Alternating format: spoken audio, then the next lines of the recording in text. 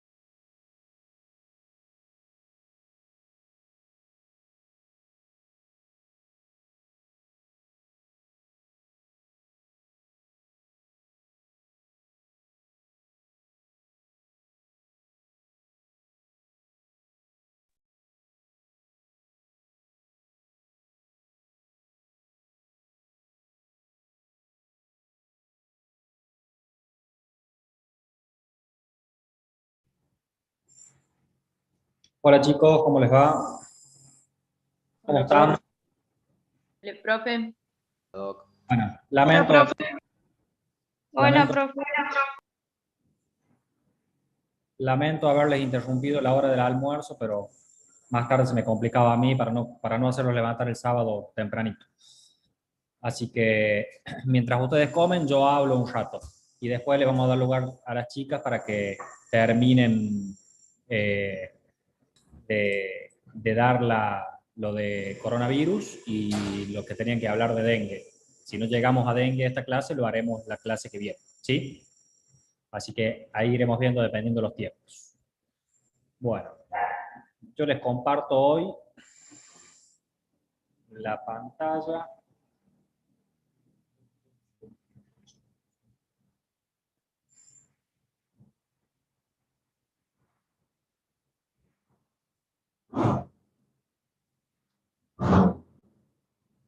Bueno, ¿me escuchan ahí bien? Sí, profe. Sí, profe. Sí, profe. Vamos a empezar hablando de la clase de hoy, va a ser de síndromes mediastinales y la verdad que si bien síndromes mediastinales es el tema principal de todo, lo que vamos a hablar básicamente es de un poquito más que síndromes mediastinales y hablaremos de masas del mediastino anterior, medio y posterior, hablaremos un poco de mediastinitis, de hematoma mediastinal y un poco para terminar y la parte más divertida, semiología del diafragma, que vamos a decir dos cosas, porque probablemente eso lo ven un poquito mejor en pediatría ustedes y en lo que sería hipo. ¿Sí? Como para mi video, así que no hay... Bueno, para hablar de síndromes mediastinales, como siempre, trataremos de definir qué es un síndrome mediastinal y ustedes, como ya saben y conocen, un síndrome es aquella asociación entre signos y síntomas que ustedes van a poder definir como algo característico, ¿sí? Y van a decir que es justamente que es el conjunto de signos y síntomas que van a resultar de la compresión de uno o varios órganos localizados en este lugar anatómico que se denomina o que se llama mediastino. Este mediastino, ustedes saben ya y lo conocen, es un espacio anatómico que se encuentra, si lo miramos desde arriba, por el orificio torácico, si lo miramos por delante, por el esternón, y si lo miran por detrás está la columna vertebral, por debajo el diafragma, y hacia los costados van a estar las pleuras, que va a ser de lo que lo va a venir separando de los pulmones.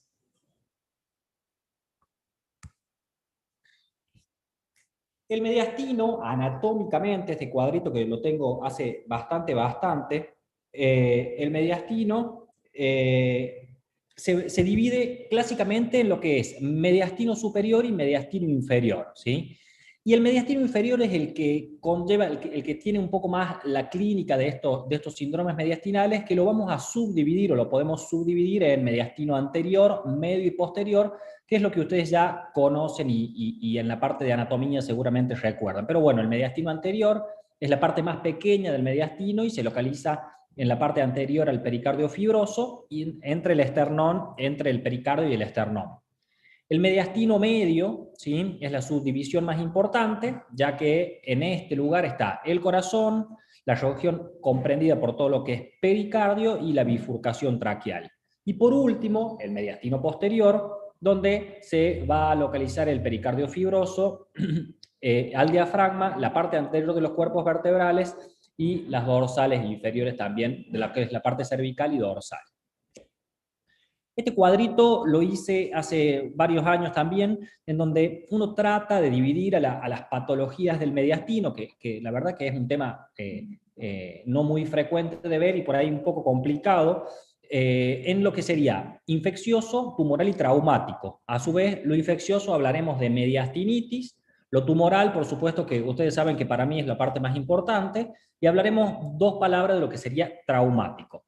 Lo infeccioso puede, como dice bien ahí, ser agudo o ser crónico, y lo traumático puede que en la parte traumática o haya sangre en el mediastino, ¿sí?, o haya aire en el mediastino, o estén las dos cosas, aire y sangre. Pero como dice en rojo y abajo y de forma muy importante, lo más frecuente que uno encuentra en el mediastino son tumores, ¿sí? Y por supuesto que yo, desde el punto de vista oncológico, le voy a decir que es lo más importante de todo. Nosotros dijimos que un síndrome mediastinal era el conjunto de signos y síntomas. Entonces, nosotros tenemos que saber qué signos y síntomas van a presentar estos pacientes. Y la verdad que los signos y síntomas son variados, pero generalmente el más frecuente de ellos es el dolor torácico. Este dolor torácico suele ser un dolor retroesternal opresivo y suele irradiarse al cuello, pero también puede estar en la cara posterior del tórax e irradiarse hacia adelante. Puede aparecer disfonía, que puede ser brusca o de aparición progresiva. Puede haber obstrucción circulatoria, que van a ser sobre todo lo que ustedes conocen como síndrome de vena cava, ¿sí? Un segundo, Dana.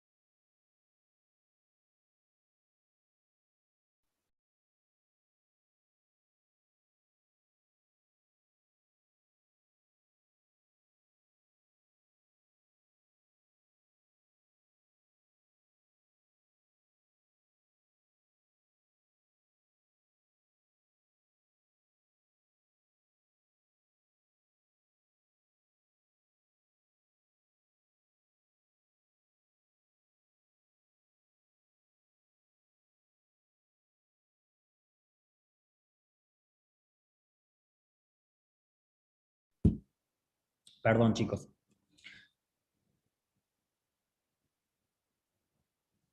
Bueno, me escuchan ahí, ¿no? Sí. Listo, perfecto. Sí, Entonces, profe. habíamos dicho que podía tener dolor torácico, que era el síntoma más frecuente de todos, disfonía, que podía ser brusca o en forma progresiva, obstrucción circulatoria, que les decía que era lo más frecuente que se presenta en estos pacientes con lo que serían los síndromes de vena cava, que puede ser superior o inferior, que ya los vamos a ver un poquitito más adelante. El paciente, a su vez, si piensen que por el mediastino pasa no solamente la tráquea, sino también el esófago, entonces puede tener disfagia el paciente, que generalmente, como la mayoría de las disfagias, primero es para líquidos, para sólidos, perdón, y después para líquidos, ahí está al revés. Tos también, porque también por el mediastino pasa la tráquea, entonces generalmente esta tos, como es por compresión, es una tos seca, intensa, inclusive nosotros podemos sentir el estridor traqueal. Puede haber expectoración, sí, cuando se lastima o algo por el estilo, por eso dice que es escasa, y puede haber sangre también, sí, cuando hay una lesión puntual por la compresión mediastinal de la tráquea. Y también, por supuesto, que dependiendo, ya les voy a mostrar un par de imágenes, dependiendo la masa que ustedes encuentren en el mediastino, también puede, por supuesto, haber una disnea que la mayoría de las veces es progresiva o de una instauración paulatina.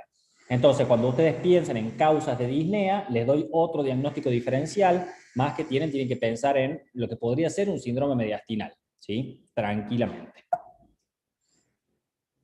Y si uno habla de signos y síntomas, o sea, habla de síndromes mediastinales, y puede tener varios síndromes, que yo acá se los dejo, para que ustedes después los estudien tranquilos, que puede ser el síndrome de compresión traqueal, que se va a caracterizar por lo que bien dice ahí. Puede también haber un síndrome de compresión bronquial o un síndrome broncorrecurrencial. Después, los que más conocen ustedes, o los más frecuentes por ahí de ver, que son los síndromes de vena cava, que puede ser de vena cava superior o de vena cava inferior, muy frecuentemente producido por tumores.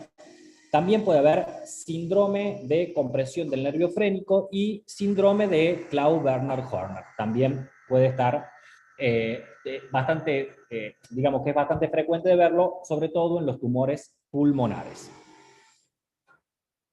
Terminamos con los signos y síntomas y vamos a pasar puntualmente al cuadrito que yo les planteé a ustedes de la división de las patologías del mediastino, que podrían ser infecciosas, tumorales o traumáticas, pero les vuelvo a recordar que lo más frecuente y lo más importante de todo es que ustedes piensen de que el mediastino puede tener tumores y que generalmente la mayoría de los tumores del mediastino son metástasis, ¿sí? Entonces ya vamos a evaluar. Si hablamos de causas infecciosas, vamos a hablar de mediastinitis. Ustedes saben que la terminación en itis significa inflamación. Entonces, estas mediastinitis pueden ser una mediastinitis aguda o una mediastinitis crónica. El tiempo de división entre lo que es mediastinitis aguda o mediastinitis crónica, generalmente uno en algún libro lo pueden ver como son 7 días y en algunos lados lo pueden ver inclusive hasta un mes, porque se divide lo agudo hasta 7 días, lo subagudo hasta un mes y lo crónico mayor de un mes. La verdad que las mediastinitis agudas, si uno las compara con las crónicas, son menos frecuentes las agudas. La mayoría de las veces sucede por algo que puede llegar a ser iatrogénico nuestro, como por ejemplo una complicación de una fibrobronco o una perforación de un órgano, como sucedió puntualmente en el caso de la periodista conocido que fue famoso en todos lados. También puede ser por una extensión de una infección retrofaringea, cómodamente, que también puede producir una mediastinitis aguda. Lo que vamos a ver cuando pedimos la placa, la verdad que no es mucho. Básicamente vemos ensanchamiento del mediastino y a medida que pase la clase, ustedes van a ver que se ve ensanchamiento del mediastino en absolutamente todas las patologías del mediastino, o sea que no es algo que vamos a ver, pero en este caso, al haber inflamación, van a haber otros reactantes de fase aguda, como por ejemplo fiebre, que va a estar presente en este tipo de pacientes y es lo que puntualmente nos debería hacer sospechar, aparte del dolor, aparte de la falta de aire, a falta de lo que tenga el paciente.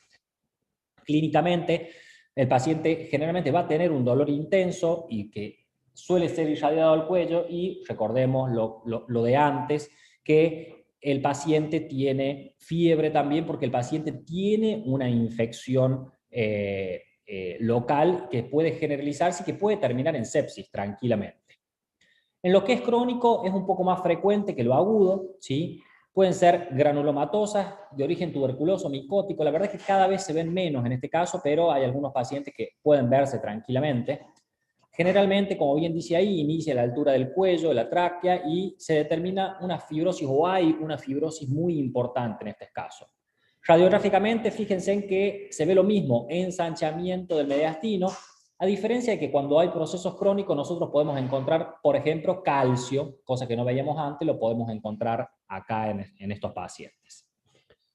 Esta es una radiografía de tórax de un paciente X, en donde, si ustedes se fijan, esta parte que tienen acá arriba es el mediastino, donde claramente está ensanchado, ¿sí? No me di cuenta de ponerles una radiografía normal para que vean un mediastino normal, pero esto claramente está ensanchado al doble. Lo mismo sucede en esta otra radiografía de la mano derecha, donde claramente el mediastino, que viene desde acá hasta acá, está claramente ensanchado. Sea una mediastinitis, sea un tumor benigno maligno, sea un hemoperitoneo, siempre se ve lo mismo, ensanchamiento del mediastino, o sea, una radiopacidad a nivel del mediastino.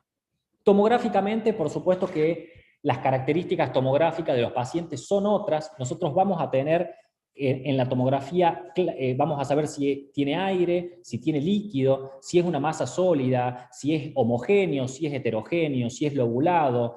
Podemos en la tomografía tener un detalle muy importante de todo esto y es lo que a nosotros nos ayuda puntualmente al diagnóstico definitivo de este tipo de patologías. Esto es mediastino superior, estamos bien arriba en el mediastino, esto es aorta, este es el callado de la aorta, en donde ustedes ven en la parte del mediastino que hay aparentemente una ocupación del mediastino. La imagen no es tan clara, la verdad que cuesta buscar estas imágenes, en donde claramente lo que ustedes ven es un ensanchamiento del mediastino en forma homogénea de la parte superior. Acá lo mismo, pero tomográficamente, esto es tráquea, lo que ven acá, un ensanchamiento del mediastino, acá en este caso el paciente tiene una masa que es heterogénea, porque si ustedes evalúan la densidad que tiene esto con respecto acá, a la parte central, es como si fuera que tuviera un quiste o líquido en el centro. Esto es una gran masa mediastinal, fíjense en cómo está todo separado, ¿sí? Está todo desplazado por esta gran masa del mediastino. Ustedes si ven desde acá, todo esto que se evalúa acá es mediastino. Esto es una gran metástasis a nivel del mediastino, de un tumor. La verdad que no me fijé exactamente de qué tumor era, pero es una gran metástasis. Los tumores que generalmente más metástasis hacen acá son todos los tumores embrionarios, así que es lo que más, digamos, lo primero que tenemos que tener en cuenta para hacer la exclusión diagnóstica. Y algo un poco menos grotesco que la anterior, también una tomografía en donde claramente se ve un ensanchamiento, esto es mediastino anterior, perdón, en donde claramente se ve una infiltración y un ensanchamiento a nivel del mediastino de una masa ocupante en este lugar. Eso era lo infeccioso. Profe, ¿me escucha? Sí, sí, te escucho. ¿Me escuchás? Profe, Sí. sí. Entonces, ¿siempre se hace un TAC para confirmar el diagnóstico? Sí, ¿O con la siempre uno radiografía a hace veces alcanza? No me quedó siempre claro. siempre uno hace una radiografía primero y después, para confirmar y todo, hace una tomografía. Listo, profe, gracias. 3 segundos, denme chicos de nuevo. Perdón que les interrumpo hoy la clase, pero un segundo ya estoy con ustedes de vuelta.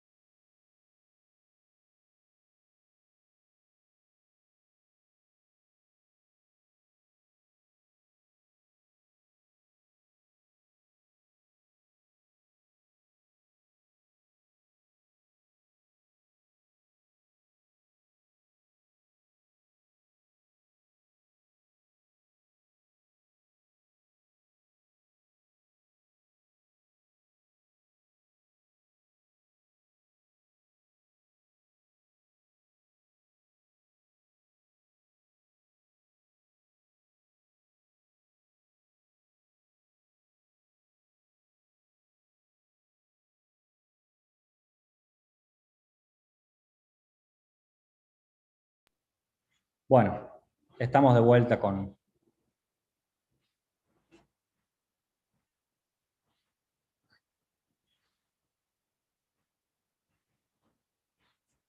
Bueno, en cuanto a... ¿Me escuchan, no? Sí, profe.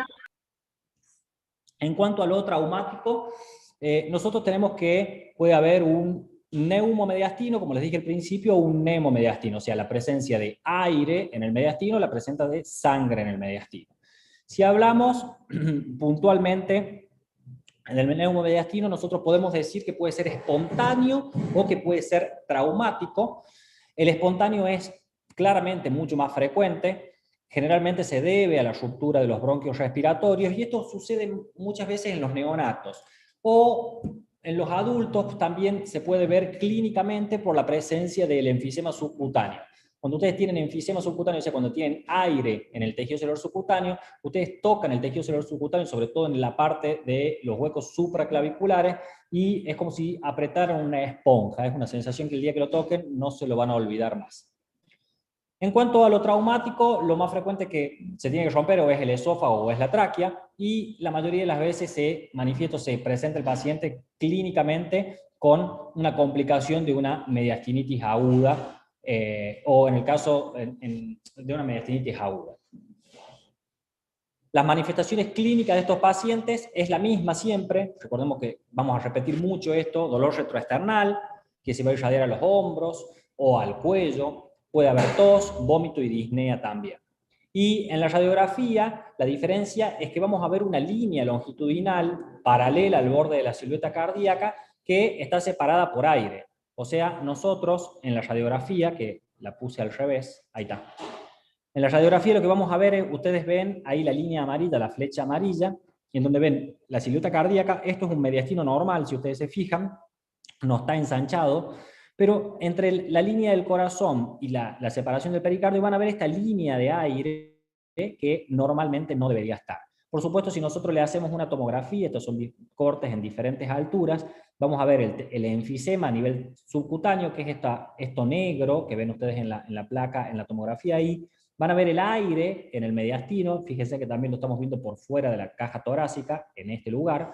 Y también, si seguimos bajando con los cortes tomográficos, claramente vamos a ver la separación, o sea, el aire en el mediastino, que es esta radiolucidez que se presenta pericárdica acá. La mayoría de los casos de neumomediastino se deben a parte traumática, ¿sí? Es lo más frecuente de todo, y como les repetimos, el tema de las bullas en los adultos también son una causa de neumomediastino. Si nosotros hablamos de hemomediastino, o sea, de sí. Disculpe. ¿De hemomediastino o de neumomediastino? Neumo, estamos hablando de neumo. Ah, es que dice el hemo de mediastino ahí arriba. No, se me pasó una diapositiva, estoy hablando de lo anterior todavía. Perfecto, gracias. Profe, ¿sería lo mismo la imagen anterior a un neumopericardio?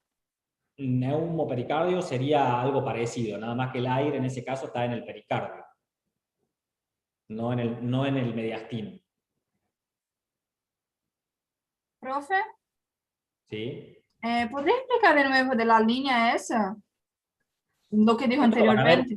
Esto lo van a ver de igual manera en diagnóstico por imágenes, pero lo que ustedes ven acá es una radiolucidez. Si uno tiene que definirlo, tiene que describirlo en la placa, que se ve una radiolucidez pericárdica en forma lineal, ¿sí? Esto es lo que se ve, la línea amarilla. Si ustedes claramente se ve, porque se ve clarito, ven esta radiolucidez a la orilla del corazón, ¿sí? Y en esta zona ven toda la trama de nuevo pulmonar, normal. Si le hacemos la tomografía, acá vemos enfisema subcutáneo, porque acá estamos fuera de la caja torácica, lo mismo que esto que ven acá, exactamente igual, y de este lado, ¿sí? Estamos fuera de la caja, y en el mediastino vemos aire de nuevo, o sea, vemos radiolucidez. Y claramente, en la última imagen, se ve la separación de todo lo que sería, esto ya empieza a ser corazón, entonces, y grandes vasos, en realidad está justo mezclado ahí. Acá, esto que ven acá es la división de la tráquea, estamos justo por debajo de la división de la tráquea, de la carina traqueal, y en esta zona encontramos, o se ve la radiolucidez clara del neumo mediastino. Gracias. Si hablamos de sangre, decimos hemomediastino. Y si hay sangre en el mediastino, lo más frecuente es que sea traumático y atrogénico, ¿sí? Puede ser traumático por la ruptura de un aneurisma aórtico, como habíamos dicho también, post-fibrobroncoscopía o post endoscopía digestiva. Radiográficamente, en este caso, sí vamos a ver que el mediastino está ensanchado, ¿sí? Y clínicamente el paciente va a tener dolor que generalmente está irradiado hacia la cara posterior o hacia atrás. Nosotros acá a la izquierda tenemos una radiografía de tórax de frente, donde ven claramente el mediastino ensanchado. No es buena la placa, pero si ustedes se fijan, de esta misma placa está hecha la tomografía, en donde ustedes ven en todo el mediastino una masa, una lesión heterogénea, en donde hay parte de sangre coagulada y parte líquida. Todavía esto es más sangre coagulada, lo más gris que ven acá, más gris claro, y lo oscuro es sangre no coagulada. Donde claramente también este paciente, bueno, tiene aparte de eso un derrame pleural o un tumor de la pleura puntualmente, y donde ustedes pueden ver claramente un ensanchamiento del mediastino en la tomografía de tórax. No se ve mucho más. ¿Me puedes explicar de vuelta la tomografía? Yo les repito, yo le pongo la imagen acá para que ustedes vean y se den cuenta, pero esto lo ven en diagnóstico por imágenes, ¿sí? Yo se lo repito sin ningún problema. Si uno tiene que describir de nuevo la placa, ven una radioopacidad en mediastino superior de bordes poco definidos, y no se ve mucho más nada, por más que esta placa esté súper rotada, porque si ustedes se fijan, la placa está rotada. En cambio, en la tomografía, que la tomografía está recta y básicamente uno la puede modificar por más que esté rotado o no, ven una imagen nodular, heterogénea, que tiene el gris claro, es sangre en este caso, porque yo leí el caso clínico, por eso les puedo decir que es sangre coagulada, y esto gris más oscuro que tienen acá en el centro, tienen sangre fresca, digamos. Esto es un hemomediastino. En esta zona lo que ven es que hay una expansión hacia todo lo que es la parte pleural, aparte de que el paciente ya tiene una enfermedad pleural característica, ¿no? O sea, que puede ser un derrame pleural o puede ser un tumor, un mediastinal o lo que sea. Eso ya hay que evaluarlo y hay que verlo. Bueno, la última parte, que le dejé la frutilla del postre, digamos, para los síndromes mediastinales, son los tumores mediastinales. Y acá hay mucho, la verdad que son muchos los tumores, son muchas las presentaciones clínicas que tiene. Es mucho lo que nosotros tenemos para hablar de tumores mediastinales, pero básicamente traté de resumírselo de la manera más simple posible. Y los tumores del mediastino, como cualquier tipo de tumor, puede ser un tumor benigno o puede ser maligno, ¿sí? Pueden ser procesos metastásicos del propio tórax o extratoráxicos, por ejemplo, un tumor de testículo, o pueden ser adenomegalias, o sea, el mediastino normalmente presenta una cadena ganglionar, o sea que tranquilamente pueden tener adenomegalias.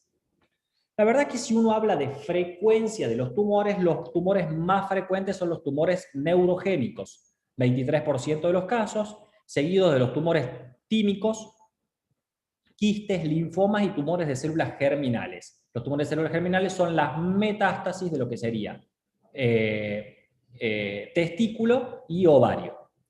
La localización más frecuente de encontrar algún tipo de lesiones es en el mediastino anterosuperior, seguido del posterior y del medio. Cuando uno ve una lesión en el mediastino, en un adulto, fíjense en que el 40% de los casos es una lesión maligna. Es una lesión maligna. Pero cuando uno ve una lesión en el mediastino en personas jóvenes, ¿sí? O sea, sobre todo en niños de menores de 10 años, o sea, en la primera década de la vida, la mayoría de las veces, fíjense, hasta un 73% de los casos, la lesión es benigna. Muy, muy claro en esto. O sea, cuando vemos en adultos, pensamos en algo malo, casi la mitad de las veces, y cuando vemos en niños, pensamos en algo bueno. La malignidad también varía según la localización del mediastino, pueden ser mediastino medio, en el mediastino medio un 30%, en el posterior un 16%, y la mayor frecuencia está en el mediastino anterosuperior en un 59%, o sea, casi el 60% de los tumores se encuentran en el mediastino anterosuperior. Y si nosotros vemos cuáles son los tumores más frecuentes por localización anatómica, vamos a ver que tenemos en el mediastino anterior que podemos encontrar patología del timo, linfomas, tumores de células germinales o intratorácicos. Si vemos en el medio, lo más común es encontrar algo quistes broncogénicos o pericárdicos. Y si vemos en la parte posterior o en el mediastino posterior, lo más frecuente que encontremos son los tumores neurogénicos. Yo acá les planteo una mínima diferencia que hay clínica entre los pacientes, entre la clínica que tienen los tumores del mediastino anterior superior, medio y posterior. Pero básicamente van a ver que es casi la misma, y la verdad que se la separé como para que tengan ustedes en el práctico las cosas como son, pero en el teórico las cosas como son, pero la realidad de todo es que en la clínica, la mayoría de las veces, la presentación que tienen es que es un tumor, o sea que hay dolor en la mayoría de los pacientes. El dolor como les dije al principio, en la sintomatología de los síndromes mediastinales, es un dolor retroexternal, y dependiendo el tamaño, la localización, el tiempo de evolución del tumor o cuán rápido creció ese tumor, y vamos a encontrar que puede haber tos, disnea, ronquera, estridor, cefalea, incurgitación yugular, circulación colateral. Todo esto va a depender básicamente de la localización del tumor, del tamaño del tumor, sobre todo, y de la velocidad de crecimiento del tumor, que es algo muy importante.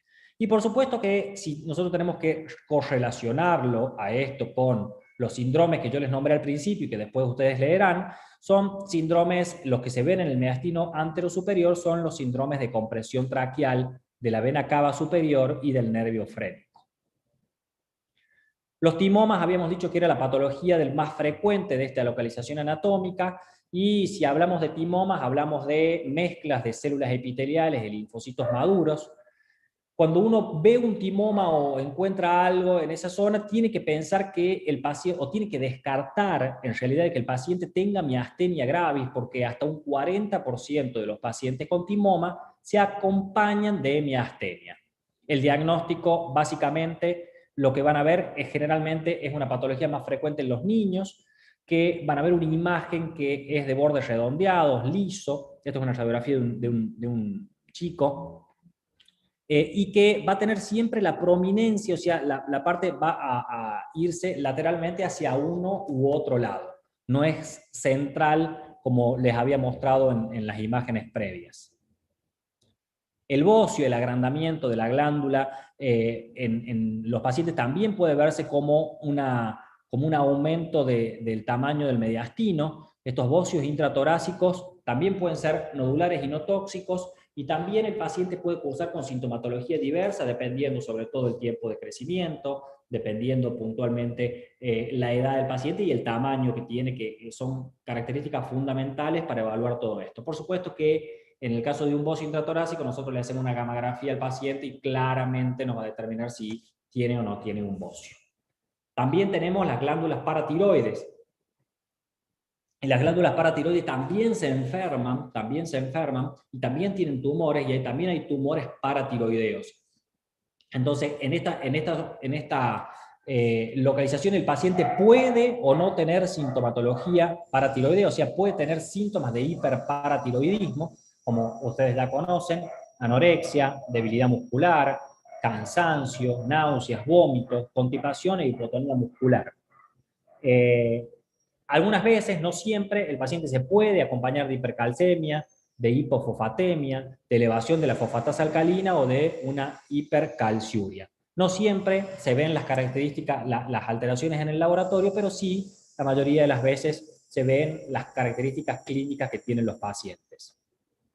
Los tumores de origen embrionario también les dije que eran bastante frecuentes, la mayoría de esos tumores germinales, hablamos testículo, o sea, hablamos de toda la diferenciación gonadal, como ustedes vieron en embriología en algún momento, y hacen en la división, quedan células, digamos, de etiología de origen embrionario a nivel mediastínico y suelen hacer metástasis, o les gusta hacer metástasis en esta zona, y nosotros cuando encontramos algún tumor, como por ejemplo de testículo, sí o sí, en la estratificación, como yo les dije en lo otro, pedimos una tomografía, y en la tomografía esa nosotros tenemos que evaluar y tenemos que ver que el paciente no tenga compromiso del mediastino.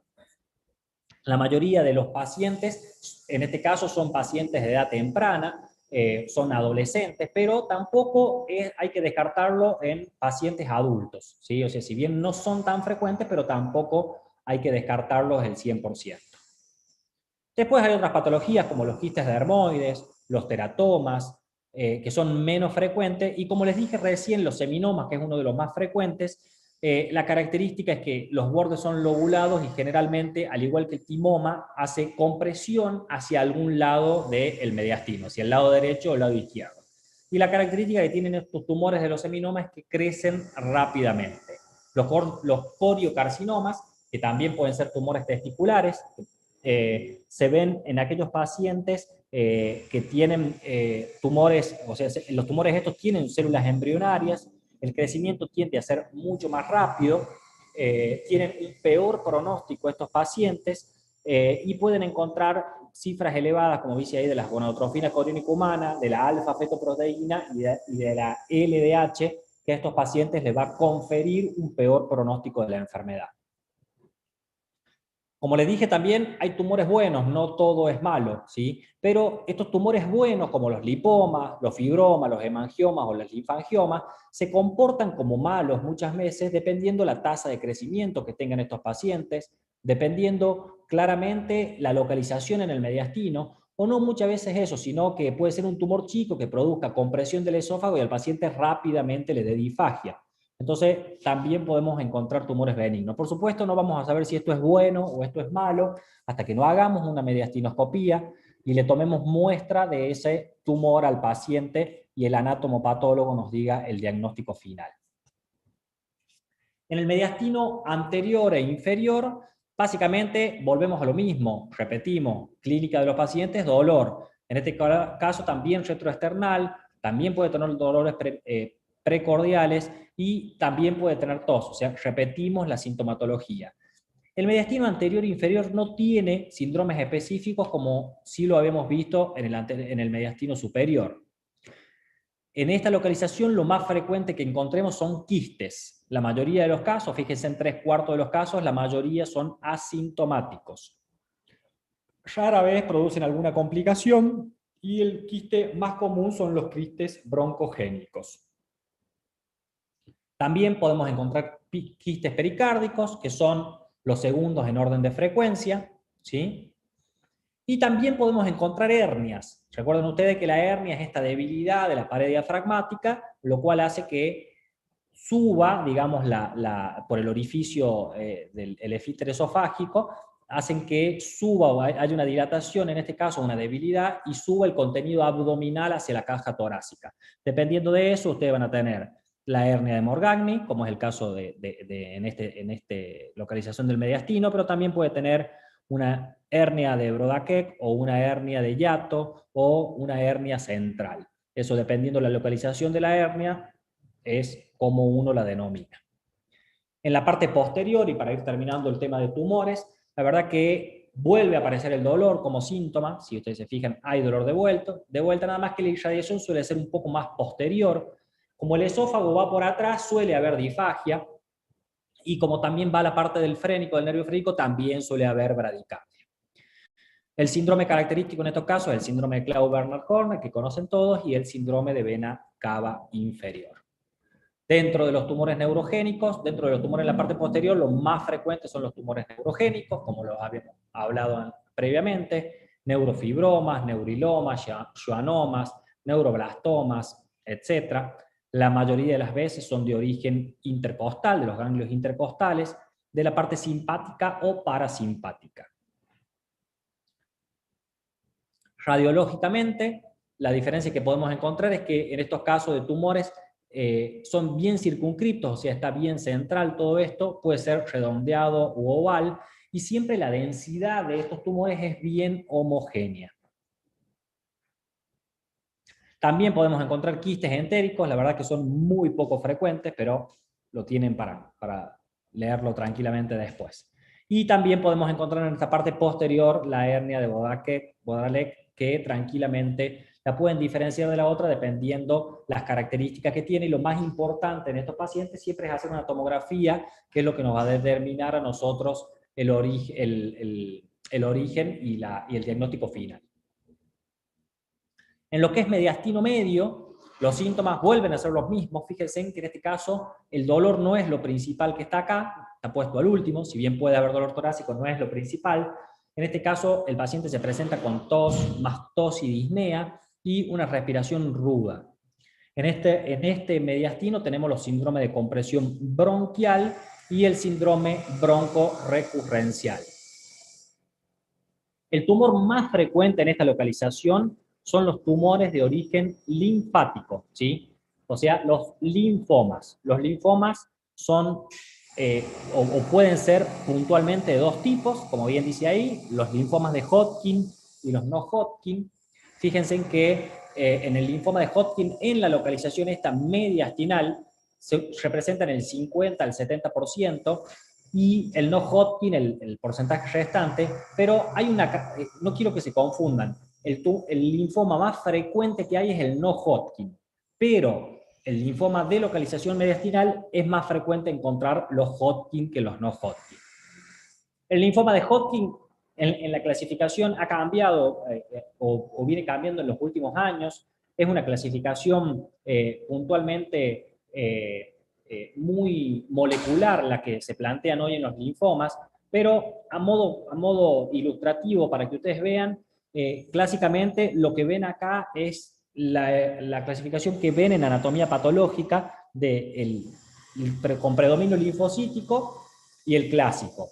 Y dentro del clásico puede tener predominio linfocítico, el esclerosante tipo 1 y 2, la depresión linfocitaria y la celularidad mixta. Estos pacientes tienen muy buen pronóstico, con una tasa de supervivencia a 5 años, fíjense, de un 90%. Los linfomas no Hodgkin, no. Bueno, esto no tiene mucho sentido. Básicamente, esto es la estadificación de cómo evalúa uno los pacientes de los linfomas de Hodgkin, en donde uno ve el estadio clínico, si es 1 o 2, o 3 o 4, y en base a eso uno ve el tamaño, bulk y enfermedad, tamaño de la enfermedad, el número de ganglios linfáticos comprometidos y la tasa de eritrosedimentación. En base a eso uno puede determinar qué tipo de tumor tiene este paciente y qué tratamiento va a realizar.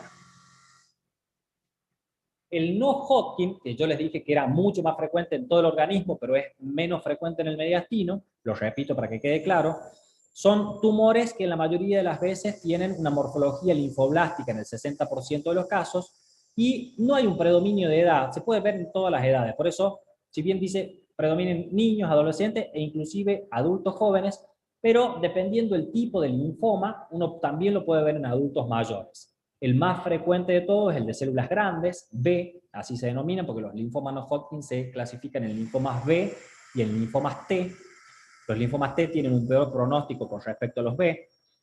La mayoría de las veces se generan del timo, es más frecuente en hombres, claramente como lo dice ahí, y generalmente tiene una evolución más agresiva con respecto al linfoma de Hodgkin. O sea, los no Hodgkin son un poco más agresivos con respecto a los Hodgkin. La clasificación no tenía mucho sentido nombrarla, porque la verdad que no viene al tema, pero como les dije, se clasifican en linfomas B y en linfomas T, y probablemente cuando vean hematología el año que viene, ahí los verán un poco más en profundidad. En cuanto a las adenopatías metastásicas, que yo también les dije que podíamos encontrar en el mediastino, lo más frecuente es que sean de cáncer de pulmón, lejos, el orden de frecuencia es cáncer de pulmón, estómago, próstata y riñón, inclusive mama también, y las adenomegalias granulomatosas generalmente las vemos en enfermedades como la tuberculosis, que actualmente es un poco menos frecuente de ver. También en el mediastino podemos ver aneurisma, o sea, esta dilatación de la aorta. Generalmente, la mayoría de las veces se ve en la porción ascendente de la aorta y la mayoría de las veces también se extienden hacia adelante y a la derecha ahí. Y muchas veces cuando crecen mucho y están mucho tiempo, pueden inclusive producir una erosión del esternón. Sé que se marearon, sé que es mucho, sé que la mayoría está perdido o se fue puntualmente de la clase, pero a modo de resumen, que no quiere decir que esto sea lo que yo les voy a preguntar en el examen o lo que se les va a preguntar en el examen, pero a modo de resumen, como para que quede claro, y les repito de vuelta, la clínica de los tumores, o sea, todas las manifestaciones clínicas, independientemente de la localización en el mediastino, va a depender siempre del tamaño, siempre de la localización y su origen, y va a depender si el tumor es primario o metastásico también. ¿Por qué? Porque pueden dar mayor o menor afectación del estado general que los procesos propios del mediastino. Que si los síntomas son más tempranos, la mayoría de las veces en la parte del mediastino superior que en la de inferior. ¿Por qué? Porque generalmente el paciente presenta la clínica en una forma más temprana debido a la compresión local, porque en la parte inferior tiene como más lugar como para moverse. Entonces, las manifestaciones clínicas que presenta este paciente son totalmente distintas. Que puede ser un hallazgo, tranquilamente, los pacientes sí puede ser un hallazgo. Lo que sí, el hallazgo va a ser, lógicamente, cuando el paciente aún no presente clínica o no presente la clínica local, o por compresión, como por ejemplo dolor, tos o disnea, pero sí presente una manifestación del síndrome consuntivo, o ustedes lo vieron en semiología como síndrome de impregnación tumoral. O sea, todos estos síntomas asociados a los tumores, como por ejemplo fiebre, pérdida de peso, adelgazamiento, anorexia, todos los síntomas B que pueden tener los pacientes. Que pueden producir síntomas respiratorios como tos, disnea, dolor torácico, estridor, etcétera, todos los tumores, independientemente de la localización. Y que uno puede encontrar o puede solicitar también ciertos marcadores tumorales que pueden ser de utilidad, como por ejemplo, si yo pienso en un tumor tímico, voy a pedir los anticuerpos contra el receptor de acetilcolina. Entonces, en este caso, siempre voy a tener que descartar que el paciente tenga o no tenga miastenia. Si pido alfa-fetoproteína, evidentemente voy a estar pensando en tumores germinales. O si pido beta-HCG, voy a pensar de que el paciente puede tener un seminoma o un no seminoma, al igual que la alfa-fetoproteína está elevada en los no seminomas. Y la LDH, que si bien es un reactante de fase aguda, como yo les dije en la clase pasada, puede estar elevado en muchos procesos infecciosos o no infecciosos o tumorales, pero también es un marcador indirecto que nos puede ayudar a todo esto. Siempre es mejor la tomografía que la radiografía, esto no me voy a cansar de decirlo. La radiografía nos da una primera impresión diagnóstica a nosotros, nos ayuda a saber de que el mediastino está ensanchado, o de que hay aire en el mediastino, o de que, o que hay algo en el mediastino, pero siempre vamos a tener que pedir una tomografía computada para tener más certeza de eso. Porque ustedes con una radiografía de tórax con un mediastino ensanchado no lo van a poner al paciente en una mediastinoscopía, ¿sí? Eso hay que ser claro en eso. Que la resonancia muchas veces se evalúa en forma más clara que el mediastino que la tomografía, sobre todo en las partes blandas. La resonancia tiene una mejor definición para todo lo que es partes blandas.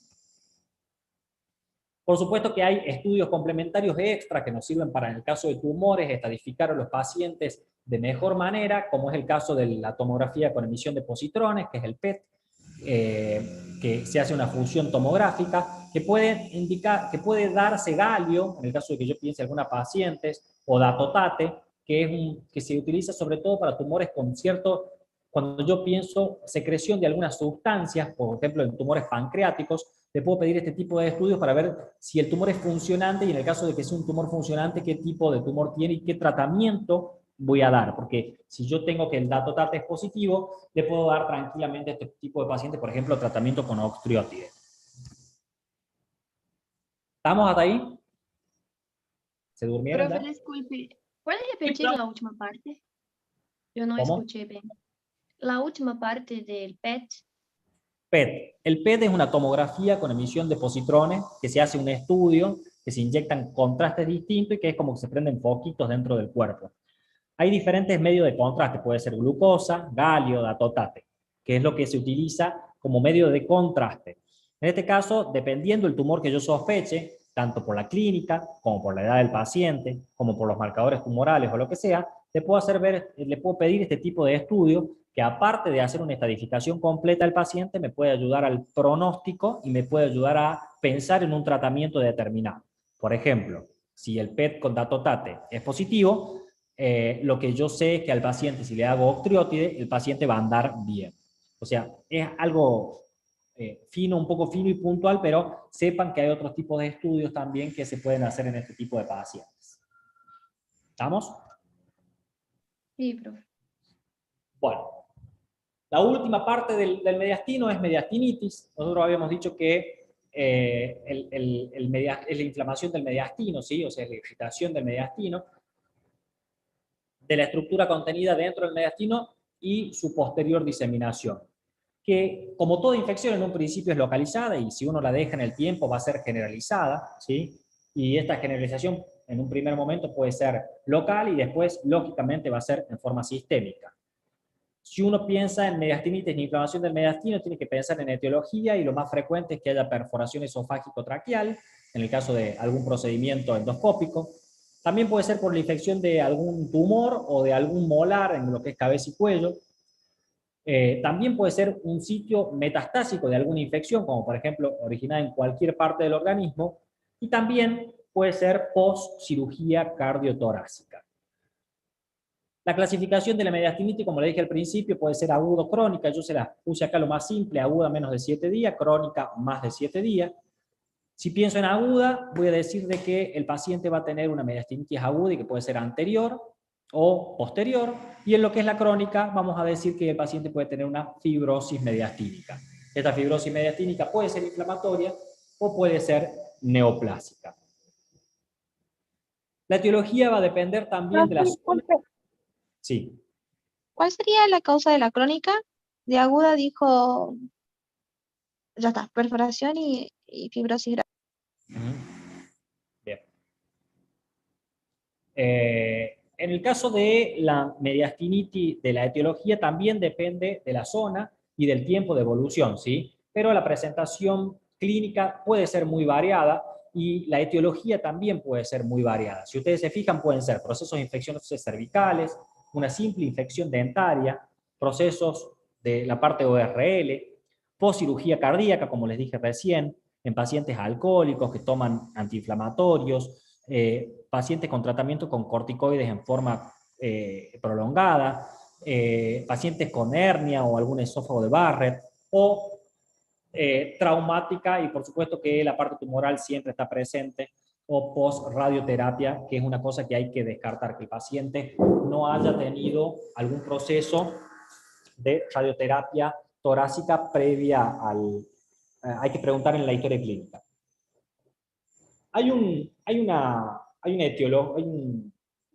una denominación que uno la caracteriza y que evalúa una mediastinitis necrotizante descendente. Es una patología grave, ¿sí? Aguda, que generalmente se debe a una extensión de una infección de cabeza y cuello. Y en este caso el paciente se presenta como si fuera un shock séptico, ¿sí? Se va a presentar con un cuadro de fiebre, shock y fracaso multiorgánico. O sea, el paciente presenta un shock séptico, es una infección grave que generalmente necesita la intervención quirúrgica de manera rápida para debridar todo esto y sacar todo el proceso infeccioso, porque si no el paciente se muere, ¿sí? Va a presentarse afectación de los espacios generalmente prevertebrales y o perivasculares. El diagnóstico siempre tiene que ser clínico, porque si esperamos la tomografía, si esperamos la radiografía, los análisis y esperamos el cultivo de la muestra, evidentemente el paciente se va a complicar en el tiempo. O sea, cualquier paciente que tiene clínica de shock, o sea, taquicardia, taquipnea, disnea, y que a su vez se acompaña de disfagia, tos, fiebre, dolor torácico o cervical, nosotros tenemos que pensar de que el paciente puede tener una mediastinitis necrotizante. En el laboratorio pediremos reactantes de fase aguda, ¿sí? Siempre también función renal y hepática, como para saber cómo está todo, y pediremos cultivo y antibiograma. Y en lo que es imágenes, siempre nos plantearemos o pensaremos lo que es electrocardiograma, radiografía de tórax, de frente y perfil, y por supuesto, la tomografía de tórax. El tratamiento, como les dije, uno hace hidratación y antibiótico terapia empírico de amplio espectro, cubriendo gérmenes gram positivos, gram negativos, aerobios y anaerobios, pero el tratamiento fundamental de todo esto es quirúrgico, con el debridamiento de todos los tejidos. Hay que sacar todo el material necrótico, todo el material muerto de la zona y un buen lavado para continuar con el tratamiento antibiótico, y aparte de todo esto se dejan una buena cantidad de drenajes. ¿Cómo se complica una mediastinitis? Y se va a complicar cuando la infección se disemine, cuando ustedes o nosotros no la diagnostiquemos a tiempo, ¿sí? ¿Y dónde se puede diseminar? Al corazón, a los vasos sanguíneos, a los pulmones e inclusive al hueso, ¿sí? Y si no, también lo puede hacer en forma sistémica en un estado de shock séptico. Y también se puede complicar cuando se cicatriza. El mediastino, cuando cura, todo lo que cura en el organismo cura por fibrosis. Entonces, esta cicatrización o esta fibrosis va a poder interferir con la función cardíaca y pulmonar, porque van a tener algo de que en vez de ser elástico, está duro como un cuero viejo, una bota de cuero viejo, como bien lo evalúan los semiólogos, y esta cicatrización siempre va a ser mayor y va a ser más manifiesta en aquellos pacientes que tengan mediastinitis crónica, o sea que tengan procesos infecciosos crónicos. ¿Estamos hasta ahí? Sí, profe. Sí, profe. Bueno, 2 palabras de semiología del diafragma. La verdad que lo hablo porque está en el programa, pero no tiene mucha traducción a lo que es la parte de medicina interna. Ustedes saben en realidad esto, les repito, de que el diafragma es el principal músculo de respiración y es el segundo músculo más importante después del corazón. Para el que no lo sabía, ahora lo sabe.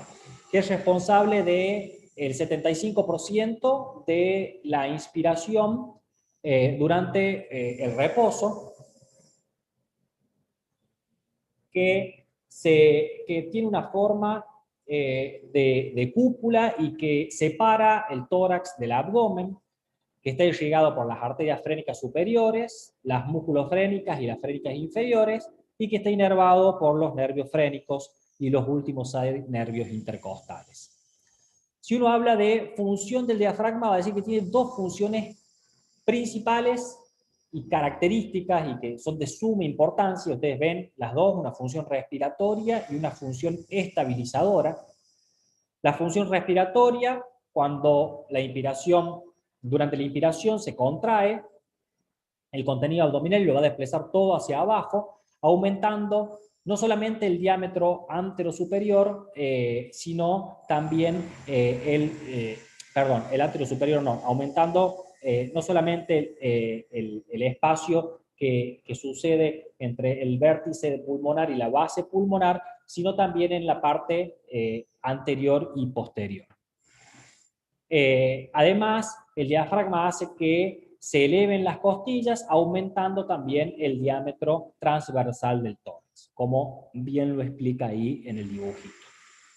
Y la función estabilizadora, el diafragma le sirve cuando se contrae a todo lo que es los músculos, ayuda a la parte estructural de la columna lumbar, y en pacientes que son asintomáticos y no tienen compromiso respiratorio, es capaz de, por supuesto, cumplir estas funciones. Pero en aquellos pacientes donde tienen algún problema, por ejemplo, respiratorio o funcional, son más propensos a sufrir lumbalgias que aquellos pacientes que no tienen sintomatología respiratoria. Si bien el trabajo es viejo, la verdad que yo lo chequeé este año y no hay ningún trabajo que todavía diga lo contrario. Uno, para hablar puntualmente del diafragma, tiene que hablar de las alteraciones del diafragma, o sea, de cómo se ve alterado el diafragma, y la verdad que el diafragma se puede ver alterado en alteraciones del volumen pulmonar, que va a ser por enfermedad propia del pulmón, en alteraciones en la conducción, o sea, toda la parte nerviosa, o sea, en este caso va a haber parálisis diafragmáticas, alteraciones congénitas, que son las hernias, que yo les dije, la debilidad esta en la pared del diafragma, que hablamos hace un ratito, y hay algunas ciertas consideraciones en lactantes, que la verdad que de niños no sé nada, así que no me voy a poner a hablar puntualmente de los lactantes. En lo que es la parte respiratoria, la principal enfermedad de la alteración diafragmática respiratoria, que era el primer punto, lo principal es pensar en los pacientes EPOC. Estos pacientes que tienen una hiperinsuflación pulmonar van a condicionar un acortamiento de las fibras musculares y por lo tanto esta ley de Fraley-Starling se va a ver alterada, entonces a mayor distensibilidad, mayor fuerza de contracción, que es lo que dice la ley de Frank-Starling, ustedes van a tener todo lo contrario. Si las fibras están acortadas, no va a haber mayor distensibilidad, por ende no va a haber mayor fuerza contráctil. En lo que es las parálisis diafragmáticas, puntualmente se deben a alteraciones en los nervios, como les dije recién, que puede ser unilateral o bilateral, y que principalmente se debe a causas traumáticas o postquirúrgicas. Y en lo que es parálisis diafragmática, habíamos dicho que puede ser bilateral o unilateral. Bilateral, el paciente va a tener disnea importante, que va a aumentar durante el decúbito. Recuerden que es el principal músculo en la parte respiratoria, cuando el paciente está en reposo.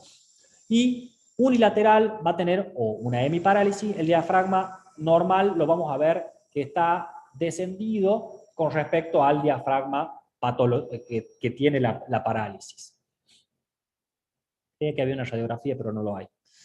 En cuanto a las hernias, la verdad que no me voy a meter mucho acá, pero son mucho más frecuentes en los niños. Es exactamente lo mismo, acá el dibujito lo aclara bien.